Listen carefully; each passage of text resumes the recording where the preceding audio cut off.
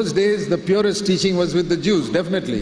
ஆனால் அந்த நாட்களிலே சுத்தமான போதனை யூதர்களிடத்திலே கண்டிப்பாக இருந்தது. Not with the Greeks and Romans who worshipped idols. விக்கிரகங்களை வணங்கக்கூடிய கிரேக்கரிடத்திலோ ரோமரிடத்திலோ இல்லை. But there were some good people among the Romans, like this Cornelius. இந்த கொர்நேலியை போல சில நல்ல மக்கள் ரோமர்களிலே இருந்தார்கள். It is the same today. அதே போல இன்றைக்கும். So ஆகவே this Cornelius, the man from Cornelius said, an angel came and told us to call you Peter to his house. பேதுருவே உம்மை எங்களுடைய வீட்டுக்கு அழைக்க வேண்டும் என்று ஒரு தேவதூதன் வந்து எனக்கு சொன்னான் என்று சொல்கிறார். Verse 22. 22ஆம் வசனம். So because Peter had seen this vision, he understood it, he went. ஆகவே பேதுரு இந்த தரிசனத்தை ஏற்கனவே பெற்றபடினாலே அதை விளங்கி கொண்டு போகிறார். And it was the great difficulty that he went, because the Jews will not enter the house of a non-Jew. யூதர்கள் அல்லாத வீடுகளுக்கு உள்ளே போக மாட்டார்கள். ஆகவே பேதுருக்கு மிகவும் கஷ்டப்பட்டு தான் போனார். And when he went there, அவர் அங்கே போன பொழுது Cornelius said, கொர்நேலி சொன்னார். first of all, Cornelius fell down, verse 25, at Peter's feet. 25ஆம் வசனத்திலே கொர்நேலியு பேதுருடைய பாதங்களிலே விழுந்தார். Look at the humility of this military man. இந்த ராணுவத்தைச் சேர்ந்த மனிதனுடைய தாழ்மையை பாருங்கள். Military people don't bow down to anybody like that. ராணுவத்தில் இருக்கக்கூடிய மக்கள் எளிதாக யாருடைய காலிலே விழ மாட்டார்கள். He was like Naaman. அவன் நாகமானை போல இருந்தான். Military man. அவன் ஒரு ராணுவத்தைச் சேர்ந்தவன். He humbled himself before this fisherman. இந்த மீன் பிடிக்கிறவனுக்கு முன்பாக தன்னை தாழ்த்தினார். Peter said, stand up. பேதுரு தூக்கி எடுத்தார். And then Cornelius said, அப்பொழுது கொர்நேலி சொன்னார், verse 30, 4 days ago I was praying in my house. நான் என்னுடைய வீட்டிலே ஜெபித்துக் கொண்டிருந்தேன். Does God listen to the prayer if it is not in the name of Jesus? இயேசுவின் நாமத்திலே என்று ஜெபிக்காத ஜெபங்களுக்கு தேவன் செவி கொடுக்கிறாரா? It's a very good question. நல்ல ஒரு கேள்வி.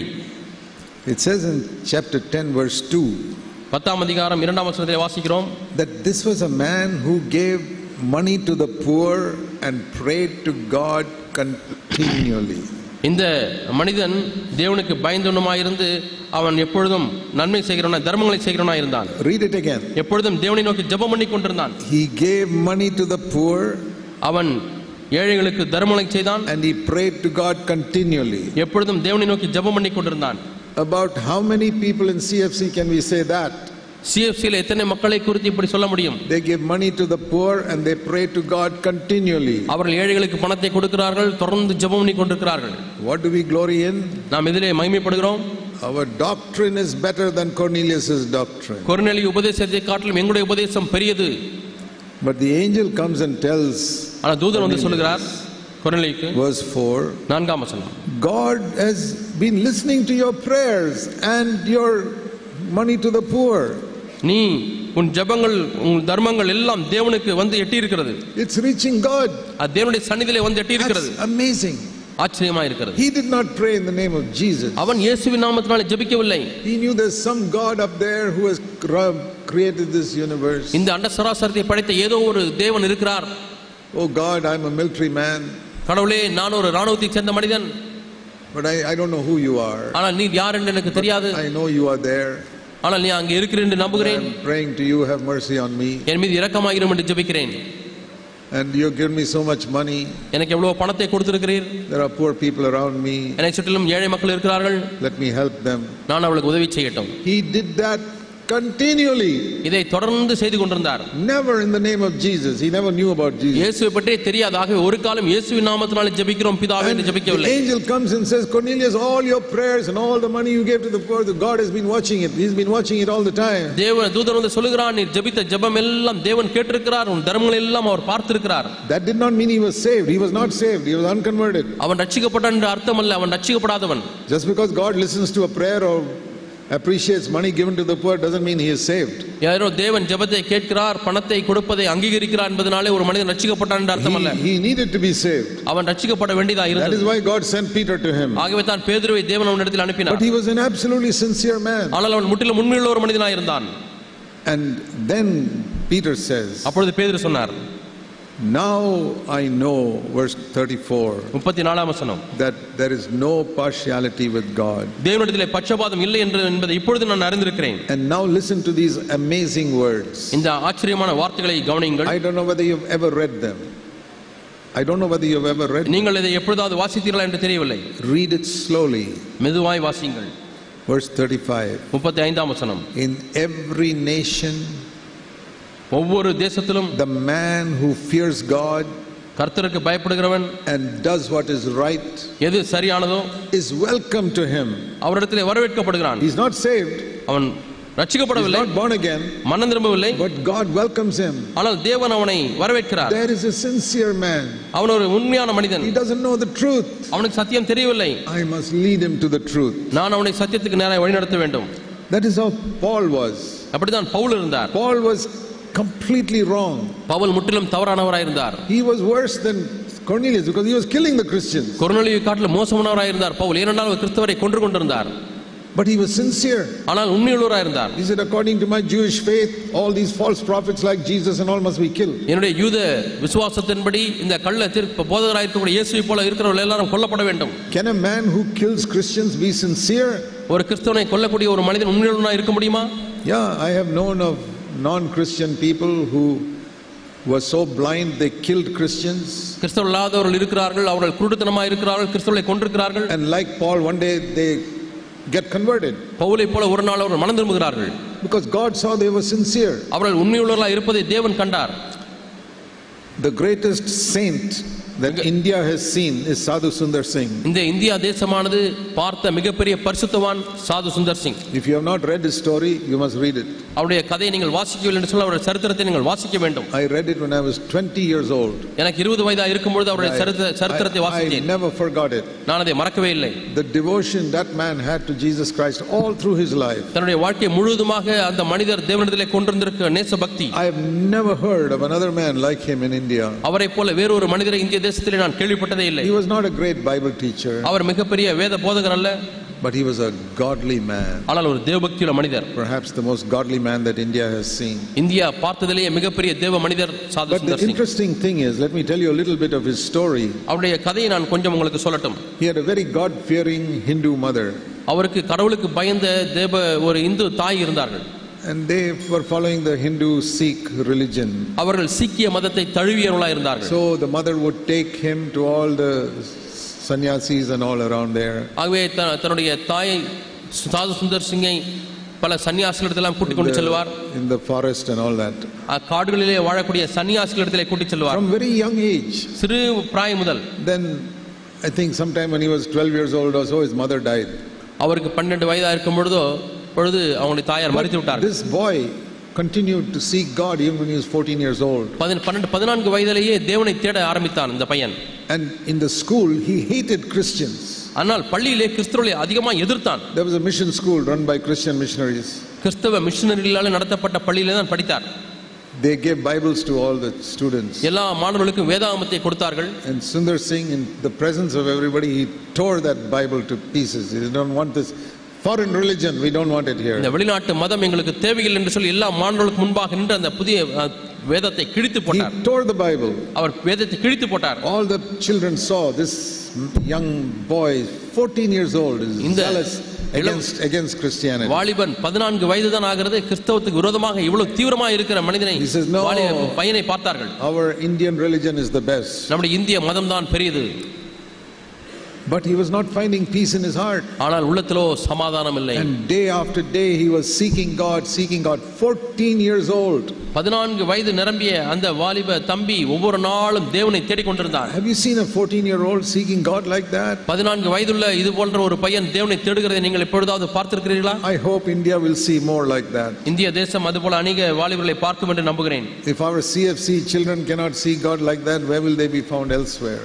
CFCல உள்ள பிள்ளைகள் இப்படி தேவனை தேடாவிட்டால் வெளியே கண்டுபிடிப்பது எப்படி? Here is a person who had no understanding of truth. சத்தியத்தை குறித்த எந்த அறிவும் பெறாத ஒரு மனிதன். But like Cornelius, he was seeking God. ஆனால் தேவனை கொர்நேலியை போல தேவனை தேடிக் கொண்டிருந்தார். Does God care for such children? தேவன் அப்படிப்பட்ட பிள்ளைகளை கரிசனை கொள்கிறாரா? 14 years old who tear the Bible. 14 வயது நிரம்பிய பையன் வேதாகமத்தை கிழித்தெறிகிறான். In ignorance. ஆனால் அறியாமலே செய்கிறான். Oh God, I don't know who you are. தேவனே நீர் யார் என்று எனக்கு தெரியவில்லை. He was around 14-15 years old. One day early in the morning he got at 4 o'clock. 14-15 வயதாக இருக்கும் பொழுது ஒரு நாள் காலையிலே 4 மணிக்கு எழுந்தார். And like they usually do, they wash themselves. எப்பொழுதும் செய்கிறது போல அதிகாலையிலே குளித்தார். And he said, God, this is the last day I'm going to seek you. இதுதான் கடைசி நாள் உம்மை தேடுகிற நாள். God I don't know who you are. தெய்வமே நீர் யார் என்று எனக்கு தெரியவில்லை. I cannot live on this earth without knowing you. நீர் யார் என்று தெரியாமல் நான் இந்த உலகத்திலே வாழ முடியாது. Imagine a 14-15-year-old boy saying that. 14-15 வயது நிரம்பிய ஒரு பையன் சொல்லுகிறதை கற்பனை செய்து பார்க்க முடிகிறதா? I cannot live on earth without knowing you. உம்மை அறியாமல் அந்த பூமியிலே வாழ முடியாது. You have to reveal yourself to me. எனக்கு நீர் எப்படியாவது உம்மை வெளிப்படுத்த வேண்டும். Otherwise at 5:30 one train is coming by my house. அல்லது 5:30 மணிக்கு காலையிலே ஒரு ரயில் என் வீட்டுக்கு அருகாமையிலே செல்லுகிறது. Every morning.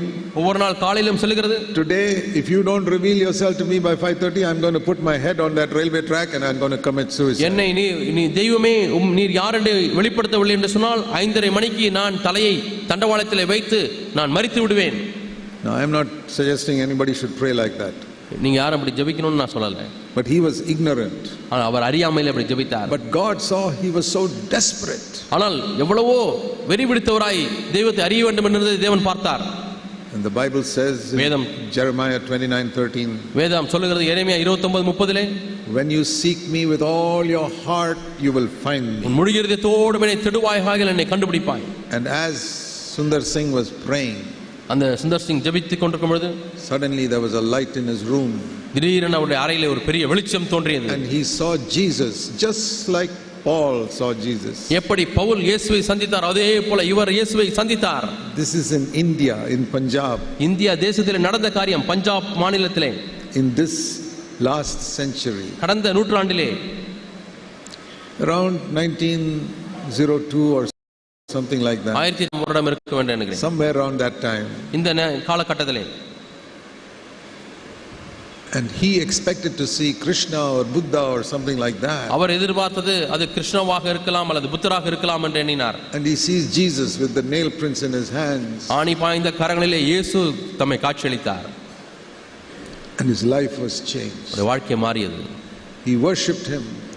அவர் இயேசுவை ஆராதித்தார். He yielded his life to him. அந்த முழு வாழ்க்கையும் அவருக்கு ஒப்பு கொடுத்தார். He did not know about theology or new covenant or anything. அவருக்கு இறையியல் பற்றியோ அல்லது புது உடன்படிக்கை பற்றியெல்லாம் தெரியாது.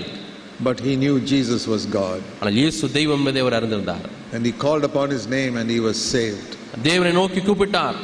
அவர் ரட்சிக்கப்பட்டார். He woke up his Sikh father. அவன் எழுந்த பொழுது தன்னுடைய சீக்கிய தகப்பனை பார்த்தார். And called his father at night, woke him up and said, I become a Christian. தகப்பனை அதிகாலையில் எழுப்பி அப்பா அப்பா நான் கிறிஸ்தவனாய் மாறிவிட்டேன் என்று சொன்னார். Father thought he's gone off his head, this boy. அப்பாவுக்கு அப்பா எண்ணினார் மனதிலே ஏதோ கோளாறு வந்து விட்டது. Okay, go to sleep. பரவாயில்ல நீ போய் படுத்து தூங்க He thought he must have had a dream or something. ஏதோ சொப்பனம் கண்டிருப்பான் என்று எண்ணினார்.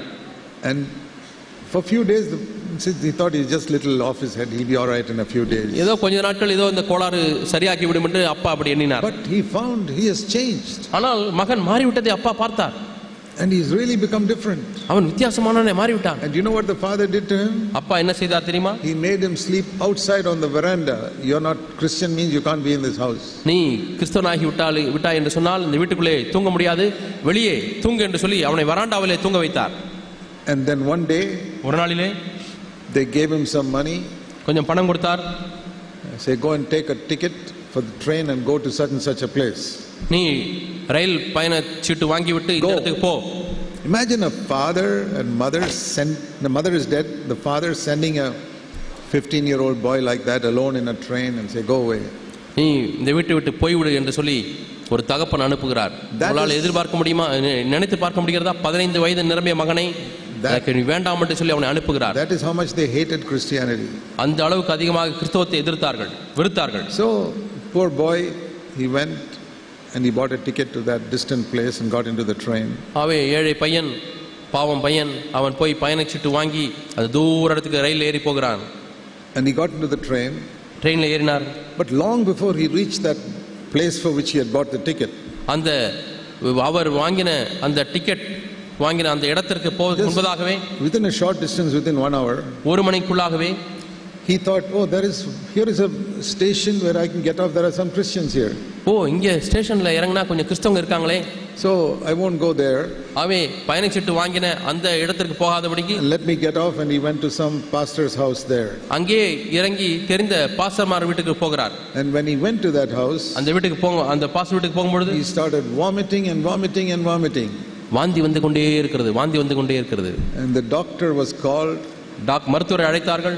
and they said he has been poisoned. விஷத்தை கலந்து The father ஆகாரத்தை had கொடுத்திருக்கிறார்கள் put என்று சொன்னார். poison in his food. அவனுடைய ஆகாரத்திலே சொந்த தகப்பனார் விஷத்தை போட்டு விட்டார். And they sent him in the train long distance, hoping he will die in the train. அந்த நீண்ட தூரத்திற்கு இந்த பையன் ட்ரெயினிலே போனால் ட்ரெயினிலேயே மரித்து விடுவான் என்று அப்பா எண்ணினார். But God did not allow him to go that long distance. He made him get off earlier. அவ்வளவு தூரத்திலே போகாதபடிக்கு சீக்கிரமாக எழுந்து பக்கத்தில் இறங்க வைத்து விட்டார் ஆண்டவர். That is how his life was saved. இப்படித்தான் அவனுடைய வாழ்க்கை காப்பாற்றப்பட்டது. And the doctor, Jeevan காப்பாற்றப்பட்டது. and even then he was very bad, very sick. மிகவும் வியாதிப்பட்டு விட்டார். The doctor came and said he won't live till tomorrow. மருத்துவர் வந்து சொன்னது என்னவென்றால் நாளை வரை உயிர் பிழைக்க மாட்டார். Tomorrow I'll come and give the death certificate. நாளைக்கு வேண்டுமானால் வந்து மரண சான்றிதழை நான் கொடுக்கிறேன். But God had a plan for Sundar Singh's life. ஆனால் சுந்தர் சிங்குடைய வாழ்க்கைக்கென்று தேவன் ஒரு திட்டத்தை வைத்திருந்தார். No poison can kill a man who God has chosen. தேவன் தெரிந்து கொண்ட ஒரு மனிதனை எந்த விஷமும் கொல்ல முடியாது. There is a promise in Mark 16, if they take poison also it will not kill them. சாவுக்கு ஏதுவானவளை நீங்கள் குடித்தாலும் அது உங்களை ஒன்றும் சேதப்படுத்தாது என்று மார்க்கிலே வாசிக்கிறோம் 16ஆம் அதிகாரத்திலே. So next morning the doctor comes, Sundar Singh is better. அடுத்த நாள் காலையில் மருத்துவர் வருகிறார். சாது சுந்தர் சிங் ஆரோக்கியத்தோடு இருக்கிறார். And he recovered. அவர் அதிலிருந்து விடுதலை பெற்றார். And little later he took baptism. சுகமாகி ஞானஸ்நானம். And he said the problem with Christianity, the reason I rejected it is because it was always presented as a Western religion. இந்த கிறிஸ்தவத்தினுடைய பிரச்சனை ஏன் நான் இதை ஒதுக்கி தள்ளினேன் என்று சொன்னால் எப்பொழுதுமே இது மேல்நாட்டிலிருந்து வந்ததான ஒரு மதம் என்றே மக்கள் காண்பித்தார்கள். But Jesus Christ is for the whole world. ஆனால் இயேசு கிறிஸ்து முழு உலகத்துக்கு சொந்தமானவர். The water of life is not only for Americans and people, it is for Indians also. இந்த ஜீவ நதியானது அமெரிக்க மக்கள் ஐரோப்பா மக்களுக்கு மட்டுமல்ல இந்தியர்களுக்கும் சேர்த்து தான் ஆண்டவர் கொடுத்தார். So he said, ஆகவே அவர் சொன்னார், when you give the water of life to an Indian man, ஒரு இந்திய மனிதனுக்கு ஜீவ தண்ணீரை கொடுக்க வேண்டுமானால் don't give it to him in an American or English cup. America அல்லது ஆங்கில கோப்பையிலே கொடுக்க வேண்டாம். Give it in an Indian cup. இந்திய கோப்பையிலே கொடுங்கள். The water of life.